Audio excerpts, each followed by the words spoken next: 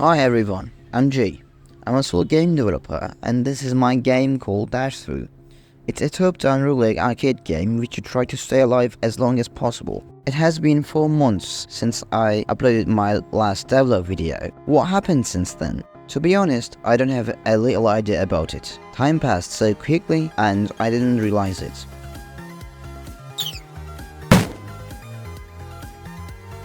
After my final exams, I moved to my parents' house for the summer holiday. A few weeks passed with games. I was tired and gave myself a little off time before turning back to work. Then I started working again. I was going to gym for fitness in the morning. I was preparing a post for my Instagram page at noon. After finishing the post, I kept developing Dash Through. In the first month of this daily routine, I started to go boxing. I always wanted to learn self-defense and thought it is the best time to start it. But actually it was a lot trying to do both fitness and boxing in the same day. Also these both felt like a lot time consuming. Fitness was taking about 1.5 hours a day and boxing was about the same, 3 hours in a day. Not a big deal, but for some reason it felt like I was spending my whole day with this. And I was a bit overwhelmed with the pressure of doing the same thing over and over again. Discipline was not a thing for me for my entire life until this year. I started going to gym and started my first commercial project. At first it was amazingly perfect. I was totally having fun while working, but with the time I started to lose my passion at. Don't get me wrong, I still love making games. It is still one of the best jobs in the world for me. But I did one thing very wrong, and that is planning my time. Dash Through is my first ever game. I didn't make any other games like any other dev. And I am now realizing that why it is a wrong decision to start commercial projects without having any experience. When you start developing a game, you start with a bunch of cool ideas and you feel yourself passionate about them. The idea of making the perfect game in your mind pushes you The idea of making the game in your mind pushes you forward and kickstarts your project, but it is not possible to finish it without project management. I'm supposed to make a good plan about my daily routine, and I should make it clear.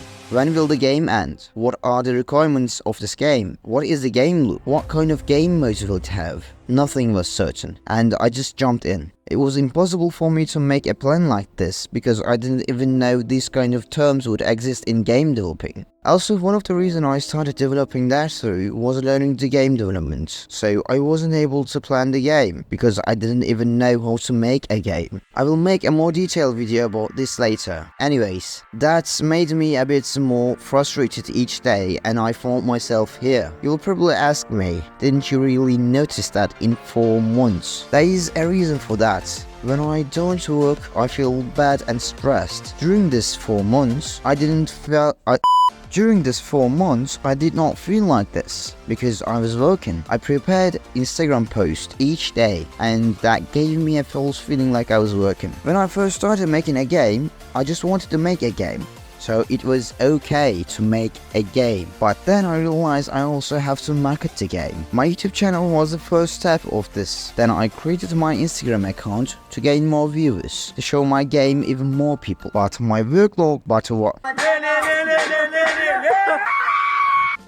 workload has shifted from developing the game to marketing the game. Marketing the game was a lot easier for me. Just make 1-minute videos for Instagram and post them. By doing that each day, I felt like working, but actually I was procrastinating the development. Each day I felt tired and didn't feel like keep working on the game. Of course I didn't do zero progress, but I did less than I should do.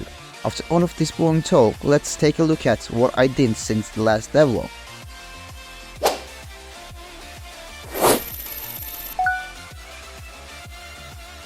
The first thing was finding what the game is missing, what is holding it back from being finished. I made a rough list about this. The first was transitions. The game didn't have any proper transition effects, and that is not good. Transitions is a really good way to give feeling of integrity to the player. You know, it is a lot better to load the scene with a cool animation than just spawning the character out of nowhere. I already had 2 transitions, but they were lagging at the loading of the scene. I solved that issue first. I mean, partly. Whatever, I added a black fade effect to make it feel a bit nicer. Now there is a black fading effect between the transitions and the scene loading. That way, it is not looking like lagging. I made 2 more transitions and removed the basic one. The next step for this was adding a line effect between these black parts. The idea was actually really good. They closes, then the black screen fades in. After this, different colors will follow these lines and will go from the sides to the middle of the screen. I immediately felt like doing this with shaders. What a dumb idea. Each part would have a colorable outline. Then I would put a circle in the middle of the screen and remove the intersecting outlines with the circle. If I would change the size of the circle, the intersecting area would also change, and that would give us the effect we wanted. After many hours, I realized that I am not capable of doing this with the current shader knowledge of mine and moved on to the next step. UI was a certain thing to change, and it was a big change to make. The old one was not fitting the rest of the game and felt boring, so I started to think, what could the new UI look like? At first I wanted it to be clean and less detailed, just a few buttons, and I didn't want it to have much words. I found out that you can easily explain what the buttons do with some self-explanatory icons. So I won't be using the old boring text animations, and I also wanted to use hexagons for the buttons, because why not? Main idea was something like this. I didn't know what to put in the empty space back then, so I gave it a gradient. This was the settings menu. In the left area, there would be controls to change, and in the right, there would be a description about the settings. In the store, the idea was similar. Left area has items in their groups.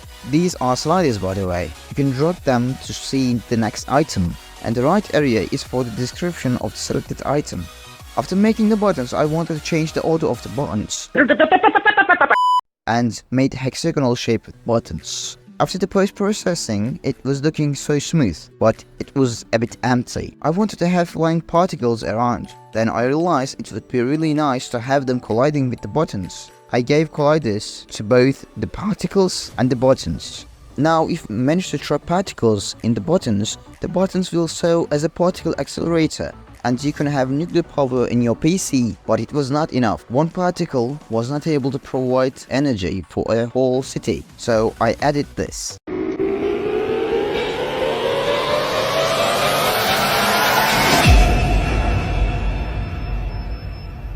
You have a particle magnet attached to your cursor.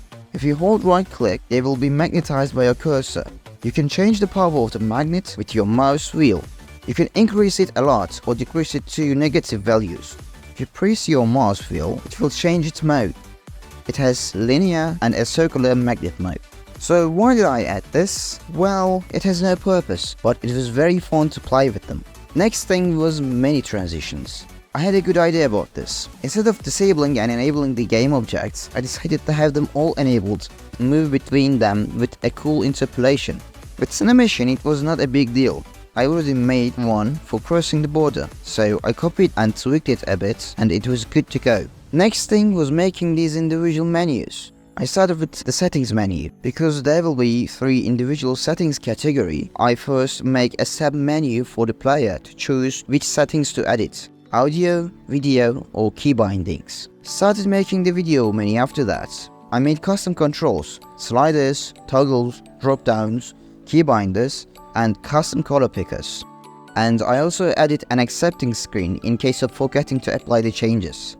After making the settings, I wrote the codes and the settings has finished, except for the key bindings. For the key bindings to be rewinded at runtime, I had to use new input system of Unity, and it was completely a mess. I had a bunch of different bugs and I wasn't able to find the reason. It is a complete system which gives you overall control over key bindings, but because I didn't know how to use it, it took me a few days to finish the key bindings itself. The second menu was the store, but the system itself had to change completely. The store script was one of the longest scripts and having to change it was a huge deal, but in the end this is a job to be done. The new system is a lot easier than the older one. Back then, if I wanted to add a new item, I had to add a lot of things in different sections of the code, and this is not practical. It was hard to read and I was forgetting it each time. The next system is so easy to use. Just add a new item to the category and fill in the blanks. So making this, I realized that I always have to make systems. If you make a system, it is quite reusable and you have the opportunity to change something if you like. After the code, I started to work on the visuals. The look has changed a bit after I started. Now, there are two types of sliders. One is inside of the other. You slide over the categories vertically and slide through the categories horizontally, and the description panel got bigger and turned into a preview panel. Now you will see the description of the selected item at the top of the panel, but now you have the option to see the preview animation if you want. I will add preview animations for all of the items, and this will probably take some time to do. And to do that, I need puppets. Puppets will look as their originals, but they will have different behaviors. They will appear, show the animation, and disappear. I don't know if I mentioned that before, but I really like colors and glow effects. And Dash Through has a lot of colors and glow effects. And after some time, you will feel bored if you look at the same colors too much. So I wanted the player to be able to change the colors as they like. Colors of what? Anything. Genre, enemies, UI, background, bosses, effects. That would be really great and a smooth touch to the game. But at first, I didn't plan to do that. Jonah has a base color,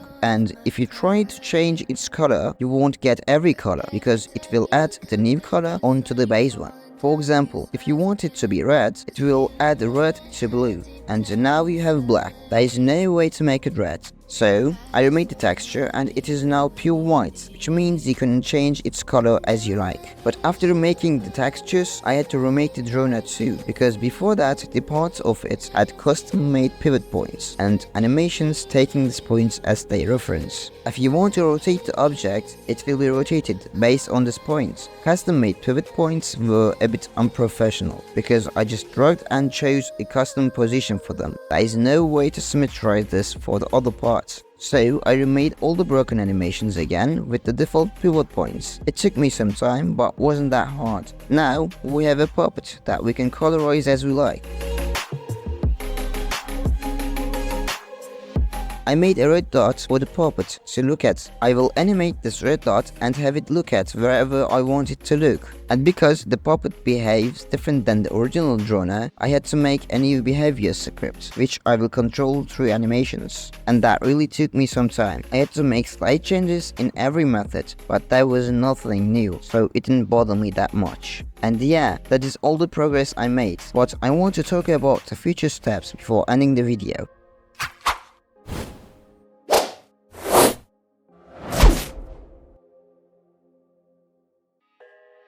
I want to add a new score mechanic. Each enemy will give you different scores depending on their types. Harder enemies will give more score. After you die, you will earn extra money depending on your score, but everything is not clear so far. I have to add a new dying animation for Drona because just stopping the time and showing you a menu came out of nowhere is not looking good. I'm thinking to change the background and make it a lot more dynamic. It will consist of hexagons, but this time hexagons will change colors depending on what is happening on them. For example, if an enemy dies on a hexagon, they will turn red and spread the color around other hexagons. It will look like a disco floor to be honest, but cooler. The borders will change. I have some ideas about them, but they're not clear. I may mention it in the next devlog. I want to add some kind of blue effect when something moves too fast like dashing or bullets, but I have no idea how to do this. I will add new cursors, and of course they will be colorable as well. We need new cooldown indicators for each skills, but I have no idea. If you have some, please let me know about this. And lastly, I want to add bosses, but before starting the bosses, I have to finish all these things I mentioned. Yep, that was all. Thanks for watching. If you liked the video, please like and subscribe. I really need your support to finish the game, and you can easily support me by just clicking these two little buttons. I wish you the best. See you soon.